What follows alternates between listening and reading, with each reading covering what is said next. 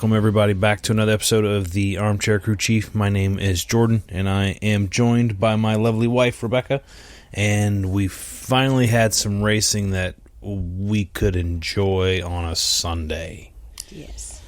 So let's go ahead, and we're not going to mince anything here. Let's dive into it. We'll start off with the truck race, as we normally do. Start off with our qualifying.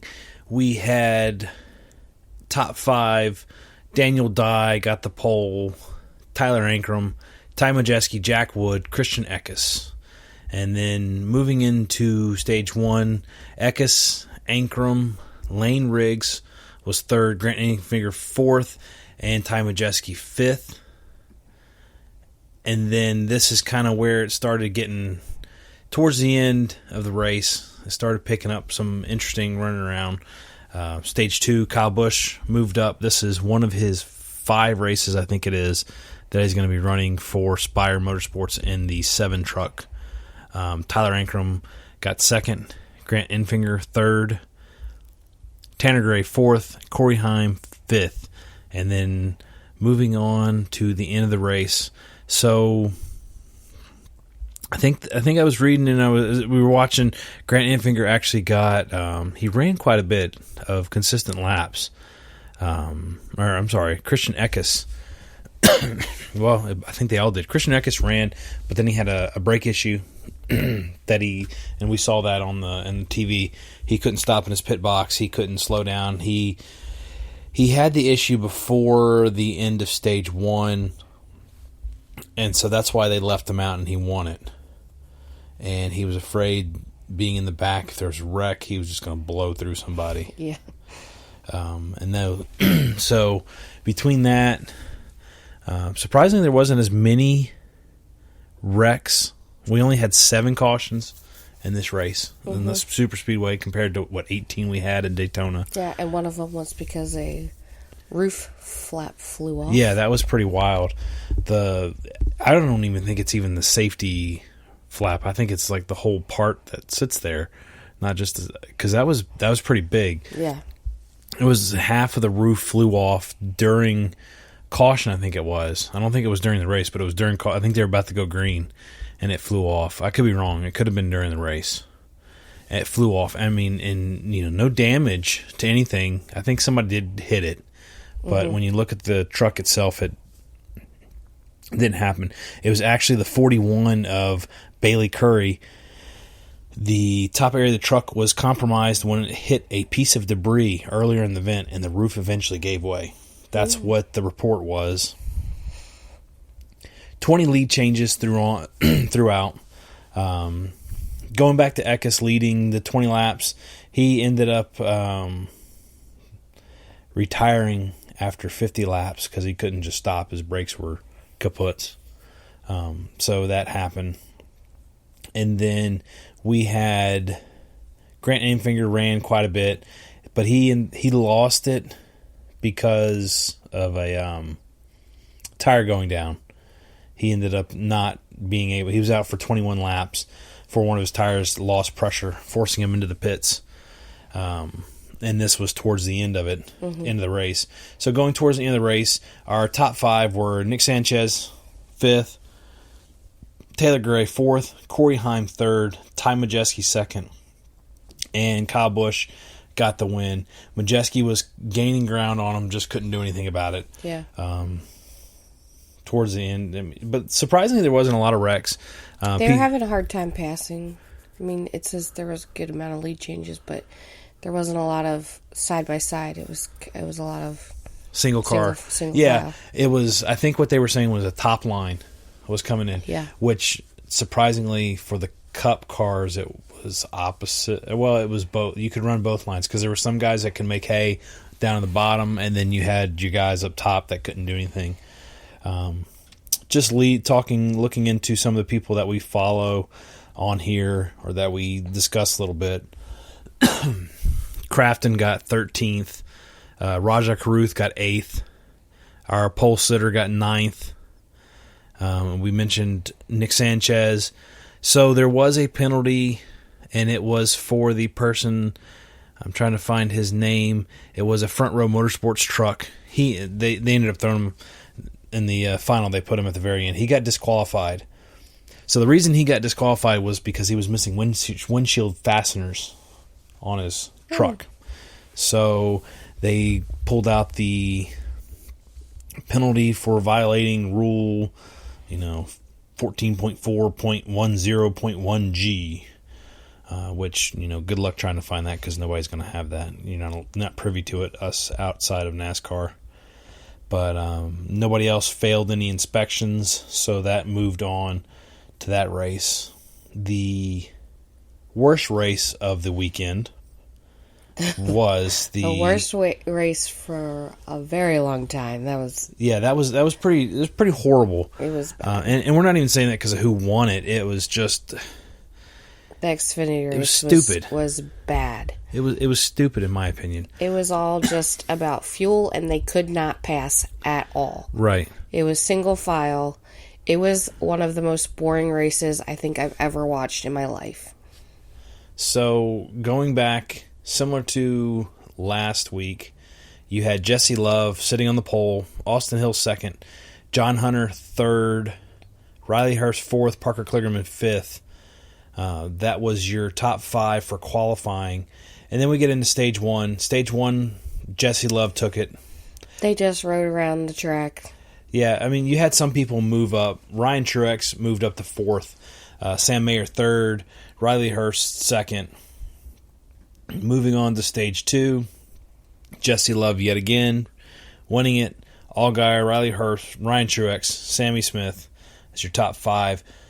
Jesse Love had the car to beat, it seemed like, though. He was fast, and I don't even want to say just because of everybody just driving around, but nobody could pass him. You had some passing going around in the back.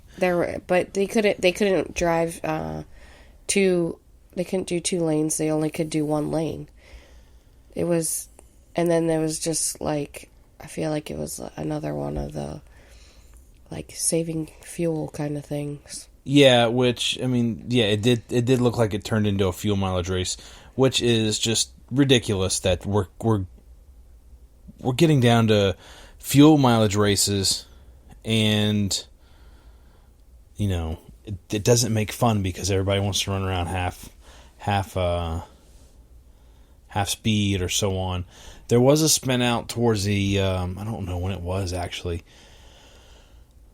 but it caused some sparks to fly at the end of the race, where the crew chief for J.J. Yaley came over and actually shoved Kyle Weatherman because they were following each other.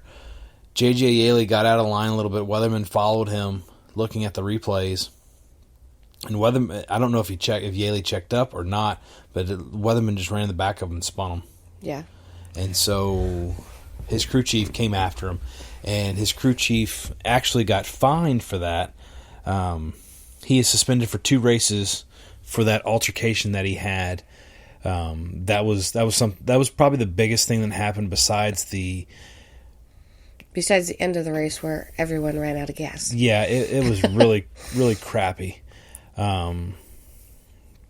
Really horrible. I mean, this was like they were going to run out, and people, they did do a green white checker, but they were scheduled to run out before the green white checker, yes. Just normal race. So, but nobody wanted to give up track position, so everyone just stayed out. Right. So then a bunch of people ran out of gas. Yeah, what was interesting about that is the first people that ran out of gas were the Fords, Riley Hurst and Haley Deegan and so on. They ran out. Caution. Yeah. Then we had another one where, in this, I'm going to blame this one on Jesse Love for rookie. Yeah. He was leading in, and he took the checker flag or the green flag. And he was out. He ran out of fuel, did not get out of the way like everybody else did. Ryan Truex got into him. That messed him up. He was out because he was up there second. He was actually third, I think, and then when they lined up, he was behind Jesse Love. Mm-hmm. They started going. Jesse Love runs out, doesn't move down, which he should have moved down. Truex bumps him. That messes him up. Somebody was also in the front, too, that ran out, and they moved down, and it was fine.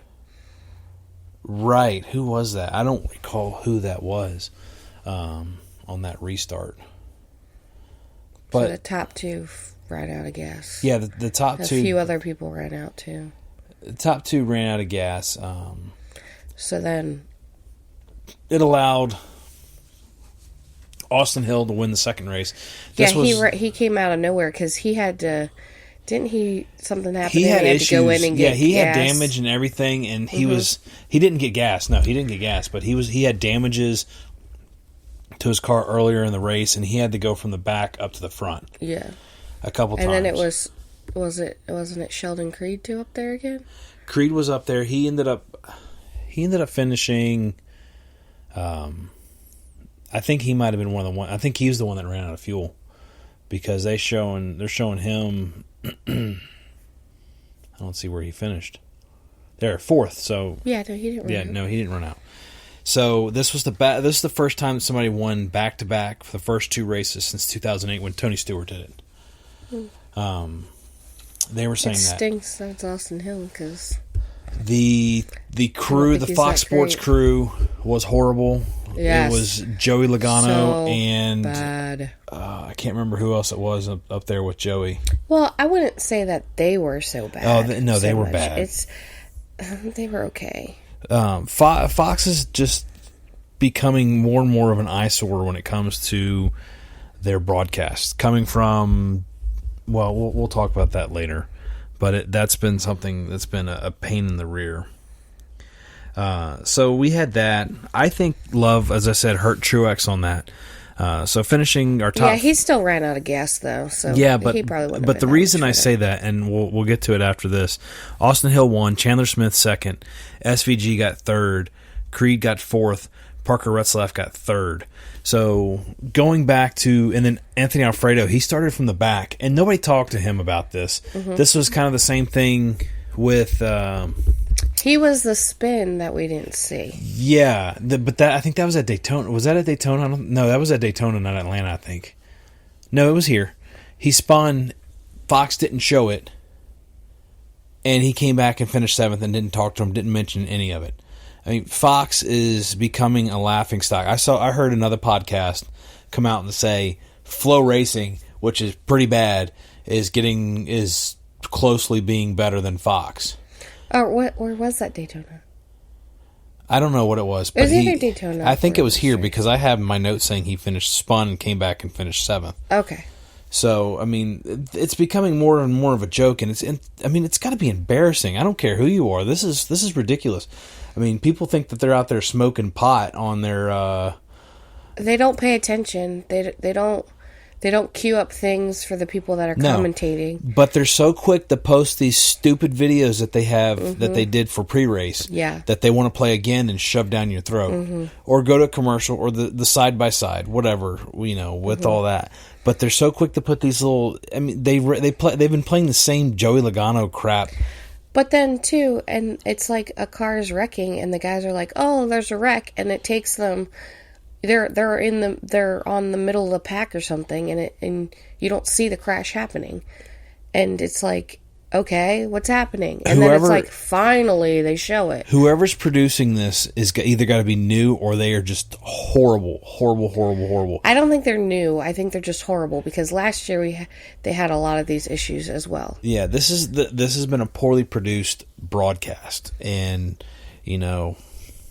yeah, you got to pay attention. I got a feeling they don't pay attention either. They're shoving their face with a hot dog or something. But these guys are. I just remember horrendous. that clip that we saw of Clint trying to make a point, and he's like, "See this car," and then they go off, and he just throws his pen. Like this was, I think seriously. it was last year. Last year. And early it's the same race. stuff happening. It's the same stuff. And going back to the same, I'm mentioning this podcast again. They were making fun of it because Kevin Harvick, newbie, is sitting there trying to call the race and point stuff out. And they're like, hey, they're radioing back to Kevin. Hey, Kevin, can you not talk about the race? We want to focus on this pothole over here. And, I mean, it's getting ridiculous. It's getting out of hand. I don't understand how it can't be an embarrassment to the sport to Fox as a sports broadcasting company. And where did they get this? Where did they get their degree from? Cracker Jack box? I mean, I would love to take a crack. I mean, if they can be this crappy at it, I'd love to take a crack at producing. This. Yeah, you got 30 plus cameras to look at. Also, when we were talking about too, they didn't talk about Frankie Muniz at all for our Daytona. Yeah, well, I think they barely talked about him. Yeah. But not as much as you think they would for somebody that's stinking Malcolm in the middle. And they're like, he literally was on Fox. Right, he was on like, Fox. All teenage years. Right.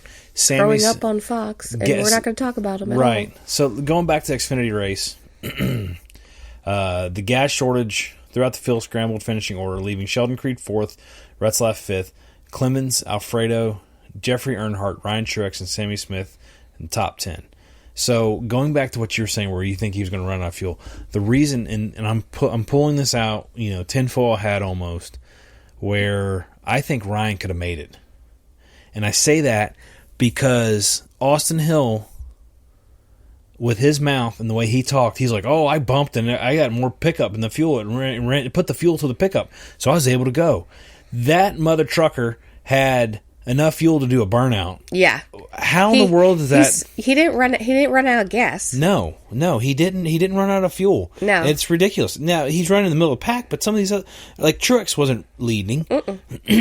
Jesse Love, okay, yeah, you run out of fuel. The Fords ran out of fuel on cue. That seems a lie. But, yeah. I mean, that was like 2 laps, 3 laps before everybody else was going to run out of fuel. Mm-hmm. What in the world's going on? Something's fishy here with those ECR engines. Mm-hmm. And NASCAR's probably going to look the other way because it's RC. Yeah. Anyway, Austin Hill wins the race. We had post-space inspections. Hill confirmed the winner. Loose lug nut violation for the 19 car will result in monetary fine. Jesse Love is the first driver since Christopher Bell in 2017 to lead more than 100 laps in his first 2 Xfinity Series starts combined. Chris Seabell led 152 of 250 laps in his second start at Iowa. Love led 34 laps in a series debut last Monday at Daytona. Mm-hmm. And then the ones he led today or Saturday gave him a total of 191 over 2 races. So, I mean, it was boring. The end was horrible. Yeah.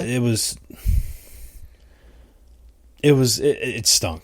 It was like, I really hope NASCAR looks at this and this never happens again. Well, it was so bad. It's very fitting that this became a fuel mileage race because NASCAR came out and said that they were looking into the Cup Series race at Daytona for fuel mileage racing in the way that they were laying off. Like we were talking about last podcast, where Jimmy Johnson and a couple of the other guys were catching the lead draft. Yeah. That's not supposed to happen on a super speedway. Not at Daytona. So they're supposed to, freight train right around and them. I mean, going back to the stinking Carve tomorrow, whenever they would run and they would just line up in a line, that was some boring racing on super speedways. Mm-hmm. So, I wasn't looking forward to Sunday's race after. Right. So, going into Sunday's race, or qualifying, we actually had the same first 2... Front row. Front row, yeah. Mm-hmm. The same front row that we had at Daytona just swapped. Michael McDowell got his first ever pole. Mm-hmm. Logano got second. Kyle Busch, third. Todd Gilliland, fourth. Kyle Larson, fifth. Front Row Motorsports showed out at Atlanta, leading the way Gilliland was holding himself. I mean, the only thing that could have been better is if McDowell was in a stinking Love's paint scheme instead of the dog treat paint scheme that he was in. It was so ugly. So going into stage 1, McDowell led it. Blaney came up second. Ross Chastain third. Kyle Larson fourth. Kyle Busch fifth. Then we go into stage 2. Cindric took it. Larson second, Blaney third, Suarez fourth, Truex fifth. So, and then Gilliland was sixth. So you're seeing the usual suspects up here within the race itself. We had our big wreck a lap and a half into the race, I think is what that was. Where, who was it? There was a big wreck that happened. Mm-hmm. There's a ton of cars involved. And yeah, I think they said 16. Mm-hmm. It's the biggest wreck that's ever happened at Atlanta Motor Speedway. Mm-hmm. And it took out quite a few people. Lap 2 wreck. Yeah, we had speeding penalties that took out Kyle Busch a lot. I think he got 2 speeding penalties, which was pretty crazy. Bubba Wallace got a speeding penalty. Ricky Stenhouse Jr., Eric Jones, runaway tire. Now the big thing, and McDowell got hit too. McDowell for hit a pass through. Oh, okay. He had a pass through penalty. Yeah. But okay, so to give you an idea of why there were so many speeding penalties, when they reconfigured this track, they changed pit road speed. Yeah. So they kept actual pit road speed the same, and they made entryway in where you got in on turn 3 is where you entered pit road. Yeah. Now, mind you, this is a 1.5 mile super speedway, and it was the first race they had here at the new configuration. I think it was 45 from there all the way through pit road. For Atlanta Fall, they changed it to 55, I think it is. Still slow. Yeah, but isn't it like 90 before they get to the... Is it 90? I thought it was like 55 or 60. Not... I thought it was 90 and then 55. So it's 45 on the real road, on the pit road still, on the pitway. Oh, so then maybe I'm wrong. It bumps to another speed at a certain time frame. So when you enter pit road, as long as you're not entering under caution, similar to Bristol, you're hitting pit road speed at a certain level, and I'm actually going to look that up real quick. But that's what caused a lot of issues, and that's what you if you pit, you're going down a lap and a half at Atlanta, whereas on the other super speedways, Talladega and Daytona, you're not. Yeah. So that was a big thing.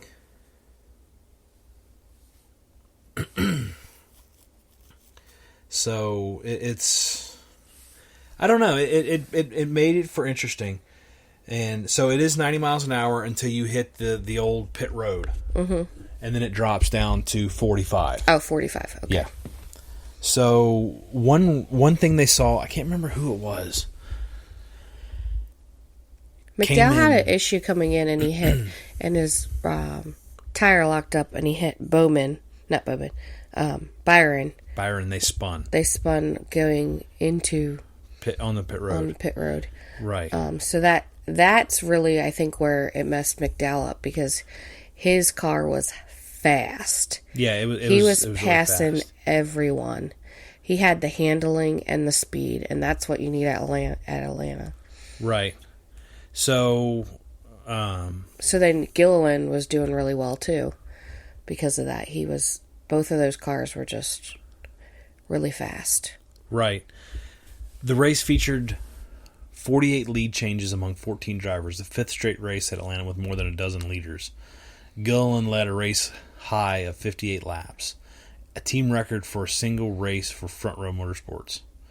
Cindric was out in front for 32 laps, followed by Blaney at 31. He was scaring me up there. He was doing so much stupid stuff. Cindric is so, and we've talked about him. He's a blockhead when it comes to racing, and yeah, he was making some really stupid moves, especially after the comment he made about Corey LaJoie at Daytona, and he's over getting squirrely. And I mean, it made you want to make sure you had brown pants on if you were racing near him, because you might have soiled yourself. Yeah.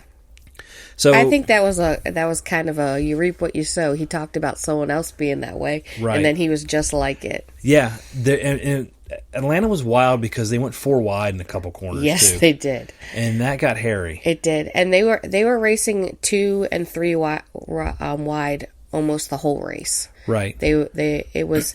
I was so glad, because I was like, I do not want to sit here and just watch single file the entire time like the Xfinity race. And that's scared that that's what's going to happen. Right, and that's what kind of got Truex screwed up towards the end. So Truex was up front. He was up front for most of the day. He started like 12th or 13th, I think it was, and he moved up front. And he was running up front for a lot, and I thought he might have had a chance of winning this thing. He did, yeah. Mm-hmm. But he followed Suarez out. Mm-hmm.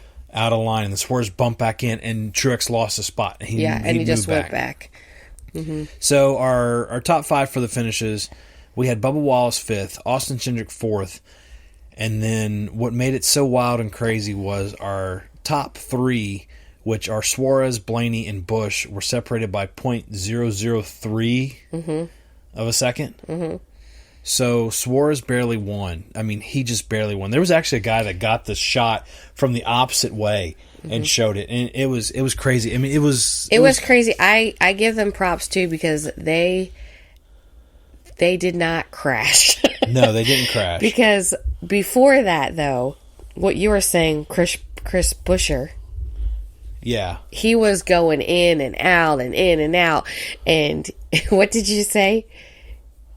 I don't even remember. Yeah. He had some gonads of steel to move around, and you would had to have the same thing or just be blind and oblivious to it to be running around him. Yeah. Because I mean, oh my goodness, he was making moves that like I don't think Senior would make. Yeah, they were insane, and then it caught up to him and he crashed. Yeah, he ended up crashing, unfortunately. Yeah. If you want to call it unfortunately. But, I mean, so anyway, it was one of the closest races out there. It made it fun. It made it interesting. Yeah, it was a pretty good race, and it was fun to watch 3 cars, like, literally going for the win and, like, not wrecking. Right. Like, they all actually had a chance at the line. Then, towards the end, so Logano actually made his way back up too. So Logano, we forgot to talk about Logano's that's all part of that. That's all part of the penalty stuff. So Logano, starting second, actually started at the back of the field, and a pass-through penalty. Yeah. So the reason for his penalty was they modified his fire suit glove, which you're not allowed to do. They put a webbing in between his thumb and his pointer finger to allow for more blocking of air on a super speedway. So when these guys are running single car qualifying on super speedways, they're going to put their hand up near the window net to help the air not come in and be more aerodynamically sound. So, I mean, everybody pretty much does it. They stick their hand up there. He just put webbing on his fire suit glove. It wasn't even the same glove he was going to be running in the race. NASCAR caught it on the in-car camera. They took the glove and inspected it, and they caught him. Yeah. And then they said it was a safety violation, but like I think that's because that's the only thing that they could figure out to say. Well, he modified a piece of safety equipment, so I get why they say it's a safety violation. No, I get that, but that's not because they're saying it was unapproved. So the glove wasn't really unapproved. It's just they added onto the glove. Right? Yeah. If the glove came from the company with that on there, it would have been legal. Right, but as far as we know. Yeah. Yeah, so it wasn't like he got a whole different glove. It was a glove that's approved that they saw, but then he modified that. That Joey's wife, sewed webbing on so that he could look like Lizard Man or whatever. But he ended up getting collected by Mr. Buescher and the Dunny, and they got wrecked up towards the end of the race. Post-race inspections happened. Nothing out of the ordinary. It was, overall, like we were saying, it was a great race to watch. It was fun. It was interesting. So going on to some more penalties that we had, Ryan Preece and Noah Gragson got caught, and this was after Daytona. They got caught with unapproved modifications for the roof air deflectors. And this was they modified a single source part, which is a L1 penalty. So they got docked 35 points, and I think they got fined some kind of monetary money. So, they're like dead last. Unless they win, they're not in. So, you had that modification going on. And then, with the glove that we were talking about, Joey got fined $10,000 for it. So it's a $10,000 glove right there. Yeah, $10,000 glove that he could be using to help his hair club for men. But anyway, so as wild and as entertaining as everybody thought the race was, it was backed up by the TV numbers. So it was up 33% over last year. Fox got a 4.5 million viewer rating Sunday night versus the 3.4 in 23. But with also, and then that was up 5% over last season's Fontana race, because they raced Fontana the second race of the season last year. So that was even up over that. So it beat last year's Atlanta 1 race, and it beat last year's Fontana race. The trucks was up 13% viewership, which is good, because that's the thing that struggles with trucks is they're running. But I think some of that is going to push in NASCAR, which they've already started doing, is running the trucks in early afternoon on Saturdays. Helps with the teams because they're traveling together. More people could see it because they were. That's the thing that I never understood about the truck series. They're like, oh, we need more sponsors, we need more stuff. People don't come out for this. Well, they'd be running at 9 and 10 o'clock at night, right? And it's like, if you're not from around there, you're not going to go. Right, you're not going to go to the track to watch trucks till 11, 12 o'clock at night. Right, exactly. On a Friday night. You're just not going to do that. That hurt them. So they moved it over, and then Xfinity was up 17%. So, we'll see this week. Yeah, right. After that race. It might take a big downfall. It was so bad. So, moving on from that, we have some other interesting information that kind of came out with some stuff. Denny called out Justin Marks because of Daniel Suarez. Rumor had it that Daniel Suarez was actually going to be running, was on the hot seat this year. Yeah. And Marks downplayed that after he won. And Denny called him out on that. That's the only thing I can say that I like about Denny is he's not afraid to call people out on his little podcast thing. Other than that, I can't stand the guy. Well, sometimes calling out himself. Yeah. Plus without really realizing that he does the same stuff. Yeah. But. Plus the fact that he peed himself. He actually called himself out on that one. He peed himself at the race. Oh my goodness. So yeah, it was wild.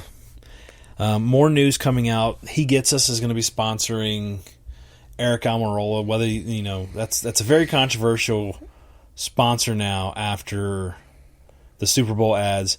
Plus, it's brought in a lot of light on the whole He Gets Us campaign with everybody. But it's slightly side funded by Hobby Lobby. Yeah, but they were on. It's not. They were on Ty new. Gibbs before. They were Ty Gibbs before. And they're going to be back on Ty Gibbs again. They're sponsoring. I think they're sponsoring Almirola for 7 races this year, and they're sponsoring Ty for 8. I think. I can't remember those numbers, but I do. Also, Hendrick announced that they're going to be running their Xfinity Series. Or they announced their Xfinity Series schedule. They're going to run the 17 car and select races, starting with Byron running Phoenix, not this week, next week. Circuit of the Americas is going to have Larson in it. Darlington 1 will have Byron in it. Charlotte's going to have Chase Elliott. Sonoma, Borsett is coming back. That'll be everybody's favorite road racer. I just don't like that he's going with Hendrick. But, he wants to like, drive, we like Raja, and he's the only reason he's with Spires because of Hendrick. I know. Bowman's going to be running New Hampshire. Chicago's going to be Larson. Bowman? Yeah. Pocono's going to be Byron. Darlington 2 is going to be Elliott, and Watkins Glen's going to be Byron. So that's going to be the lineup for Hendrick Motorsports going forward. I don't like Cup cars going into Xfinity that much. That's a lot of races for them to go in.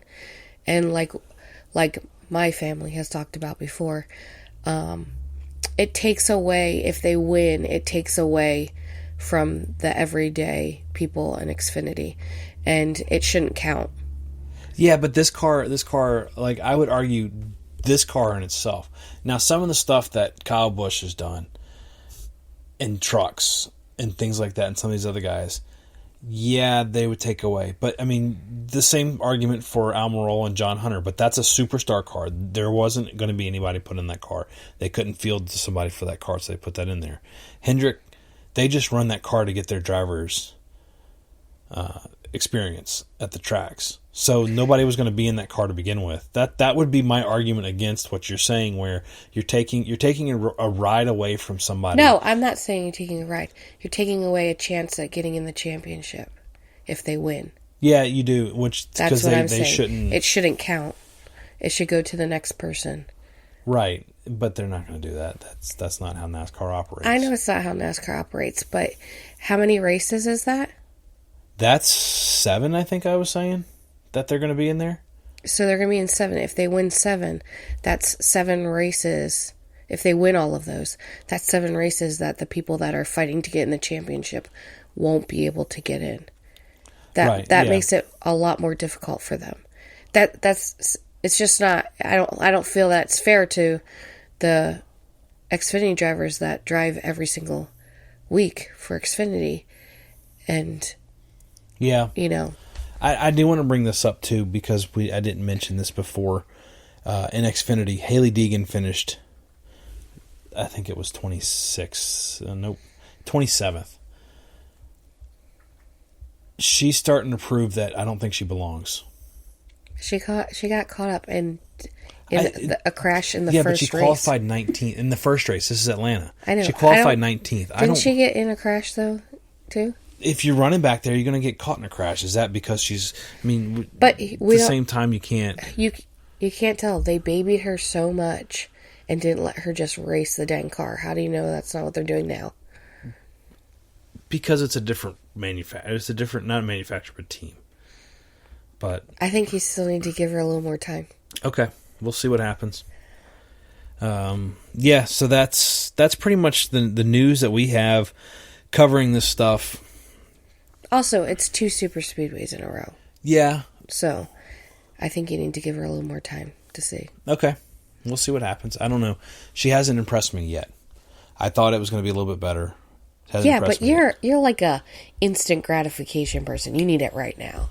You don't like to wait a long time. I want to see it. I want to see it happen. I mean, if we're going to keep putting her in the car and spending money on her. Now, granted, it's not my money, so I don't really care. But if I'm an owner, I'm not going to take her out mid-season like DGR Racing or whatever that racing company did with Matt DiBenedetto, which that dude has. I know he stood by his morals by backing out of that contract, but he's done nothing but hurt himself. And people are seeing this as a pity parade because he's going on social media with videos in his vehicle talking about stuff, and it's like from what I've seen on the inside of the NASCAR world kind of stuff with some of these guys, other like TikTokers, podcasts, social media people, is he just needs to find himself a job, or it's getting annoying seeing him in his car just keep talking about what could have been and not getting locked into the future and getting stuff done. So like I wouldn't pull her out like that, but I would go to her and be like, hey, I need to see something, almost like Corey did. Set a spot and say, hey, we're going to hit 15th, finish 15th. I know, but you're saying this after the second race in a car when she was just in a truck, and I don't think she should have ever been put in that truck. I don't think she did well in the truck. The truck was not her style. It was not her thing. Well, they moved her to Thor because the other company kicked her out of the truck. And then Thor what's the right word? What I'm saying though is like, okay, so like when she was coming up and she was in ARCA and all this stuff, she was really doing well. Okay, and they like trusted her in the car. They put her in that truck and they didn't trust her at all, and they were like telling her, don't do this, we just want you to do this. And then she got to the point where she was like, what am I supposed to do? Like, she couldn't even drive the car anymore because they were just, like, telling her exactly what to do. And it's like, you can't do that to a driver. So now she's out of the truck, and now she's back into a car. And I think she can drive the car really well. She's also not, like, you know, it's not the greatest team in the world. That was DGR that did that to her. She was with DGR at ARCA. They moved her up to trucks. They teamed her up with TJ Majors, and I don't know who the crew chief was. He was horrible with that. They didn't do a good job. They did not at all. They were like, we don't want you to go in the front. We just want you to stay back here and learn and stuff. And I'm like, how are you going to learn to be up in the front if you're going to make her just stay in the back? And then she got to the point where she was just like, I don't even know what to do. But then Thor tried to help her with that. They gave her Ben Rhodes as crew chief. They gave her more opportunities. I mean, shoot, Thor went from Toyota back to Ford for Haley Deegan. Nothing else, from what I've gathered. And they're like, halfway through the season, they said, they were like, here, you're gonna have Ben. We know Ben Rhodes can win champion, or Ben Rhodes, crew chief, can win champions. He knows what he's doing. Go. And she still didn't survive well either. Now, and I'm gonna argue against myself here because, granted, it's trucks and they wreck left and right. Yeah. But she didn't. They took that crew chief back to Ben Rhodes because Ben Rhodes started struggling, and then she just didn't. She couldn't do anything with it. Yeah, I don't know that. Like I said, I don't know that if that was a good representation of her driving, because she put her in the SRX and she's driving against. Yeah, but that's also dirt. All those. Okay, not all of them are dirt. The majority of the ones that she ran were dirt. Okay. Like she did amazing. They put her in there because that's her specialty, is dirt racing. Okay. So I don't know. We'll see what happens. But it's also a car. Let her prove me wrong. Let's just say that. Let her prove me wrong. Yeah, I hope she does prove you wrong. I mean, she may not, but like I said, she got caught up in lap 3 of Daytona. Yeah, well, Daytona crashed. Terrible. So you're saying this after basically one race? Yeah, you got to give her time. Okay, we'll give her time. Another news out there is, I think it was Gase. I've been losing this. Joey Gase signed up, or essentially took money from Frankie Muniz, as we were talking to before. No, is that Gase? Or is it Yaley? No. Maybe it was Gase. I think it's like Gase. Gage or something. No, it's Gase. It's Gase. It's Joey Gase. He took money from Frankie Muniz, turned it into Muniz-Gase Motorsports, and we'll probably see Frankie Muniz running a lot more racing now because he's got a vested interest in the car. I hope so. It's fun, and I hope Fox actually shows him on television. They're not. Don't worry about that. They're not. Don't count your chickens for the Anyway, so moving on into our weekend coming up, we are at Las Vegas. We are starting off with trucks on Friday. Practice and qualifying, 4:35 Eastern. It's going to be on FS1. Qualifying, 5:05 FS1. Then we're going to have practice and qualifying for Xfinity, 6:35 Eastern, 7:05 Eastern. So we're still looking at, what's that, 3-hour difference? Mm-hmm. So, 4 o'clock, 4:05 Eastern's when qualifying. That's all FS1, Sirius XM, no radio.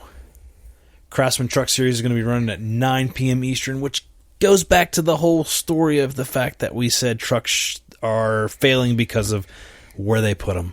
9 Eastern. Granted, that is 6 Pacific when the race is going to start, but the majority of NASCAR fans are on the East Coast. Yeah. Keep telling yourself, NASCAR, that they're not, but they are. Okay?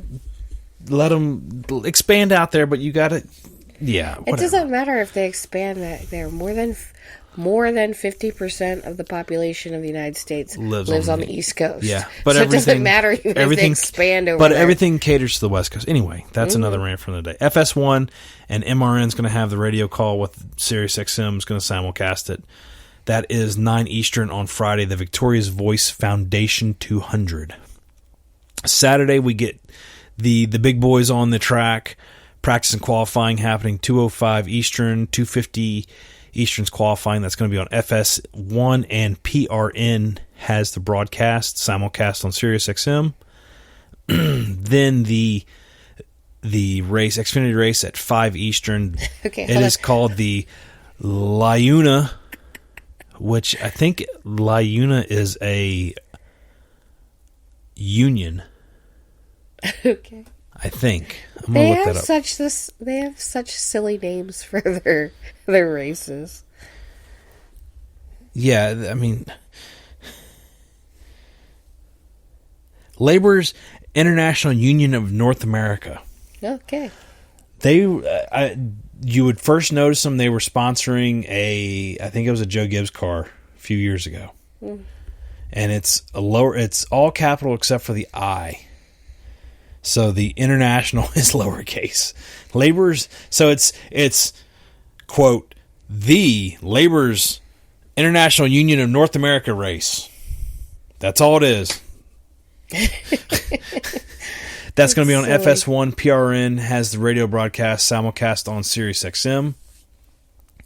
And then the big boys come out for the Pennzoil 400 starting at 3:30 Eastern. Green flag's probably going to be waving at about 4 o'clock Eastern. That's going to be on Fox. PRN's got the radio and Sirius simulcasting. PRN's got the radio because it's a Speedway Motorsports track.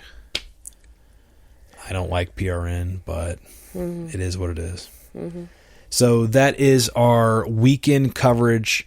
Going into it, because we've been talking about this, and it has become a point of inflection going forward with everything, with the stage lengths for the Cup Series after our good old Daytona debacle.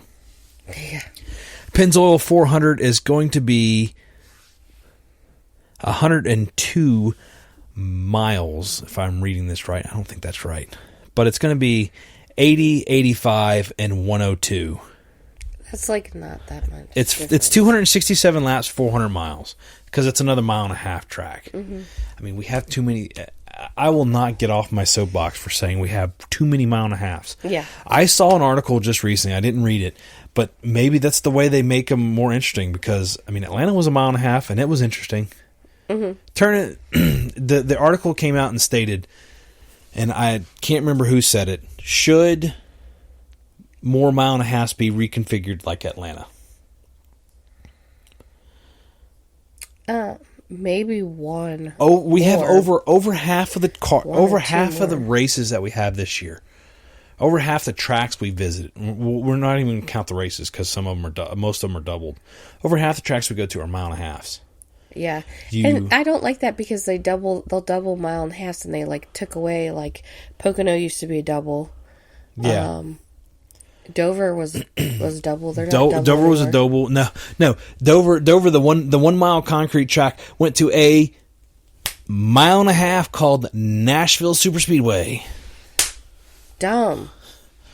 So, yeah, we have a ton of mile and a halves. It's like I would rather see a double with the interesting different tracks like Pocono that only has 3 turns, or like Dover that is a 1 mile concrete. Right. Well, I mean, Bristol I like 2. Pocono's, and there's still 2, right? Yes, Bristol's 2. The 7 nightmares and everything. Right. Bristol's gone back to no dirt, so Bristol's straight concrete throughout. Pocono's interesting because it's super speedway length, but it's not super speedway ran. Yeah. Turn that sucker into a super speedway. No, they'd fly off the track. That's the point. Make it so that they have to let off. Somebody that listens to this podcast, I think he still does, and he's going to get a chuckle about this because he's talked about this till he's blue in the face. And he's come out and said, take the restrictors off the race cars and let them go as fast as they want to go, and make them lift. I think though that they will go as fast as they go, and people are gonna get hurt. And somebody's going to die. And somebody's going to die. I mean, and Truex said in the the red flag when they were cleaning up some of the wreck at the end of the race, because they talked to Kyle Busch, they talked to Truex, and they talked to somebody else. He flat out came out and said it, and it was. I'm glad that I think it was Boyer picked up on it. Harvick picked up on it because, and I like having Harvick in the booth because he has experience under this car. I think when they switched racing against these guys, right? But just comparing Harvick and Boyer, I think what put Boyer at a disadvantage was he has not raced in this car, and going around the track in the car by yourself doesn't count. Yeah. And Truex was like, it's challenging because you're getting squirrely in the turn. The car's making you drive more. And this was the intention of the car. So it's actually doing what it's supposed to do. It's just not as amplified as I think some of us would like to see it. Where the car, it's got to be more driver-based than car-based. And the old cars were more car-based. Now these are more driver-based cars, but they still have a lot of the car-based handling in there. Put it more on the driver, and that was the intention of this car. So you could have somebody like a Corey LaJoie that's running an Aspire, right? And I don't think this car totally hit the mark with it, though. No, and they're still working with it. So that rant, stage lengths. We're running 267 laps. It is split state, and it's not split evenly. So to give you guys an idea, Atlanta was split. Daytona was split 65, 65, 70 for 200 laps total. Atlanta was split 60, 100, 100 for 260 laps. Then you have Vegas, which is going to be running 267. So it can't be a full mile and a half or whatever, because you're running more laps, but you're running 80, 85, 102. It's kind of eh. Then we go to our first mile track, which is Phoenix. I don't like Phoenix. But, so, close out. Phoenix is boring. It is. They tried to restructure it with that dog leg and moving. They moved the start-finish line to the old turn 4 to make it more interesting. Or turn 3, I think it was. I don't know. It's still boring. And it's not. We could get rid of Phoenix easy. Because they cut off. They're not, though, because it's an SMI track. I know they won't. I'm just saying, in a perfect world, they could. So, who do you think? Who's your prediction for Vegas? I don't know. Who normally runs well at Vegas? Hendrick. Oh, Byron.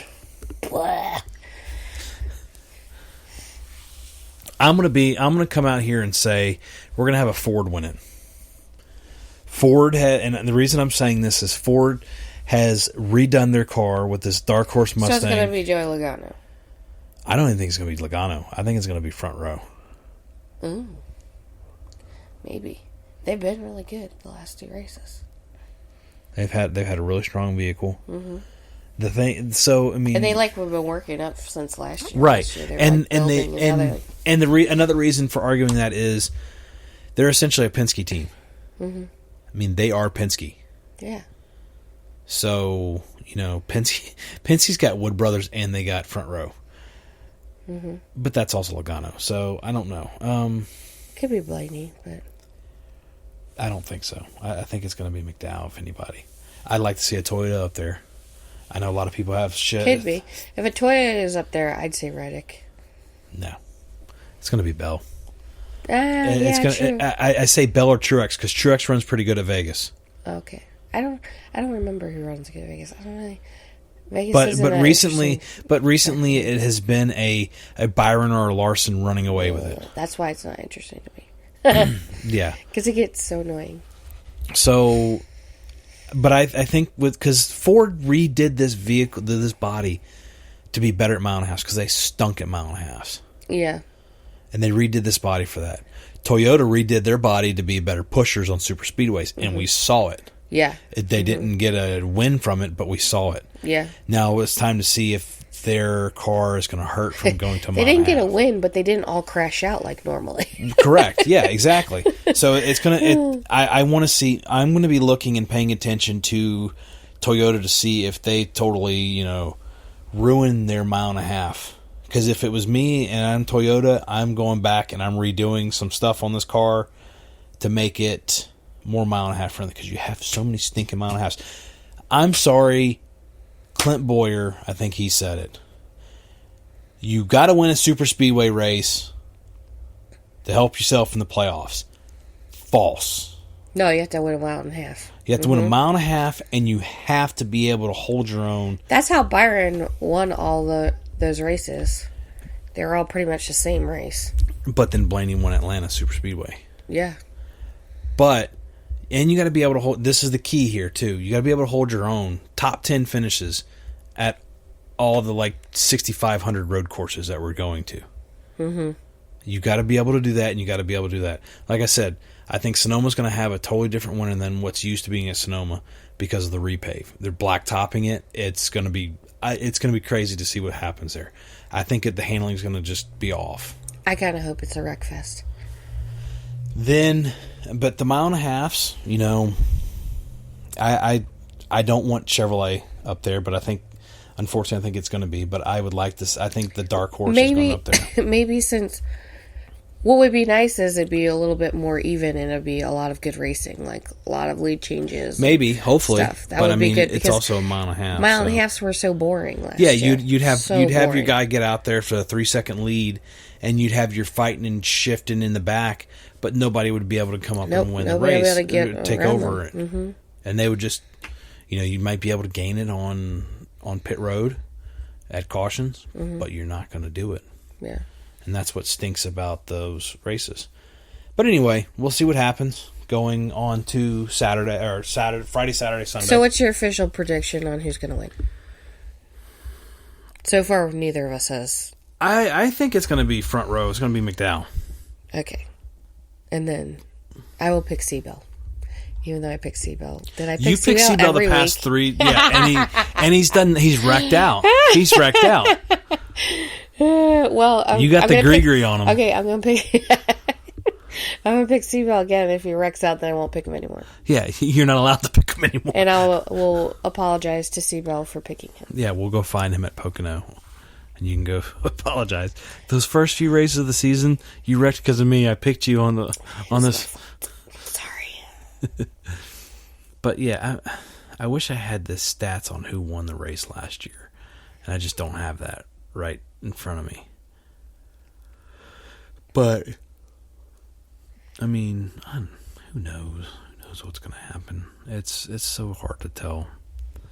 Vegas, and it's Vegas. It depends on what the temperature is going to be like there too. So anyway, all right, guys. Well, we'll end on that random nugget of a note. Thank you guys for listening, and we hope you guys share the podcast, subscribe, pass it along. Let's get this thing growing, and we will see you guys next time. Have a good one. Bye.